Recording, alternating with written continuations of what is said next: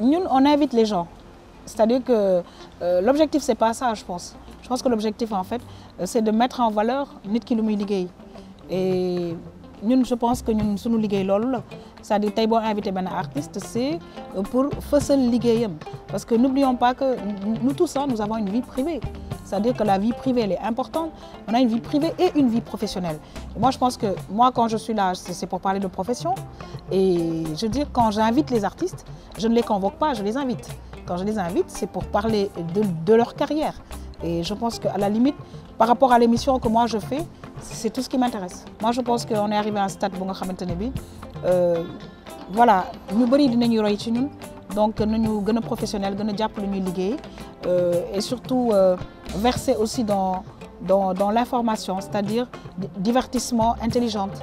Quand je parle de ça, c'est juste que nous savons ce que nous faisons, et je pense que nous sommes parce que nous avons une mission. En tout cas, mission RTS, nous le savons, c'est informer, divertir, vraiment éduquer.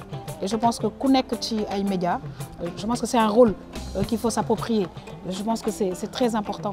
Parce que voilà, RTS 1, ce que me présenté, c'était des grands événements, mais j'avais aussi une émission qui s'appelait Créar. C'est vrai que j'ai fait RTS 1, j'ai fait RTS 2S. Donc nous, on a démarré aussi la chaîne qui est devenue 2S. Donc j'avais une émission qui s'appelait, oui, ça s'appelait RTS 2S. Donc j'avais commencé là-bas une émission, Culturama. Et donc j'ai toujours évolué dans ce milieu culturel. Et donc à la RTS Créar, une émission culturelle que je présentais aussi. Et j'avais comme chroniqueur aussi et collaborateur le professeur Massamba Gueye et Kenkeliba, donc où j'étais chroniqueuse d'abord, après je passée présentatrice. Et donc là, nous avons démarré la deuxième chaîne du groupe RTS, qui est la RTS 2, où donc je présente Tam Tam et d'autres émissions. Non, c'est que bon, émission, il faut savoir que l'émission ne fait une durée de vie. Et c'est ça qu'il faut que les gens sachent. Et que l'émission ne fait sort chaque fois un relooking. Je veux dire, Kenkeliba, ça a toujours fait un boom. Parce que tout simplement, moi, première matinale du Sénégal, bon, c'est vrai que les équipes ont changé. Et c'est comme ça. C'est-à-dire que nous sommes dans un groupe, nous avons changé de poste. Mais bon, actuellement, l'émission que je présente, des Tam Tam, je pense que voilà, atteindre un cap, je pense qu'on compte maintenir.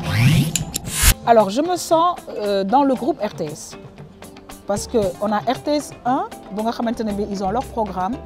Mais on a choisi justement la RTS, RTS 2. Pourquoi? Parce que nous sommes Sénégalais ici tu vois, on a beaucoup de choses qui touchées officielles. Puis nous sommes culturel, mais aussi nous sommes affaire sport. D'où notre slogan, encore plus proche de vous, donc gëna djégé li nga xamantene bi moy suñu population. Et yemuñu fofu. Nous n'avons pas que la RTS 2, nous avons aussi RTS 3, nous avons RTS 4. Te defe naa ne loolu yëpp téléspectateurs yi war nañu xam ne que dafay continuer. Parce que n'oublions pas que nous sommes une chaîne nationale. Et que nous, notre objectif c'est quoi? Nous travaillons pour le peuple. Non, juste dire que yalla defal ñëpp jamm. Moi l'objectif c'est ça en fait, c'est que je suis une maman et que lu may ñaan moy yaay ak papa yëpp am possibilité yoré normalement sen njabot. Parce que je pense que à un certain âge loolu lañu soxlo. Di ñaanal xalé yi tamit ñu am wér, xalé yi wérlé, xalé yi mun jang normalement, que xalé yi mun mag normalement pour jël la relève. Parce que même le métier que je fais, je veux dire, je ne vais pas le faire jusqu'à 60 ans. On a besoin aussi d'une relève.